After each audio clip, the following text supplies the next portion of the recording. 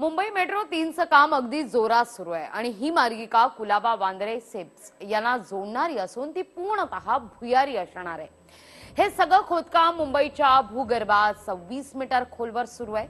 2021 पर्यंत हा प्रकल्प पूर्ण करण्याचं उद्दिष्ट आहे आणि या प्रकल्पामुळे ध्वनी आणि वायू प्रदूषणात लक्षणीय घट होईल। एक नजर टाकूया कसा असेल हा प्रकल्प। 6.5 मीटर व्यासाचा आणि 51 किलोमीटरचा भुयारी मार्ग आहे। कुलाबा वांद्रे सिप्स मार्गावर एकूण 27 स्थानक असतील। 23,136 कोटी रुपयांचा खर्च अपेक्षित आहे। एकूण रस्त्यावरील वाहतूक 35% कमी होणार असा एक अंदाज आहे। प्रत्यक्ष मार्ग हा 33.5 किलोमीटरचा आहे।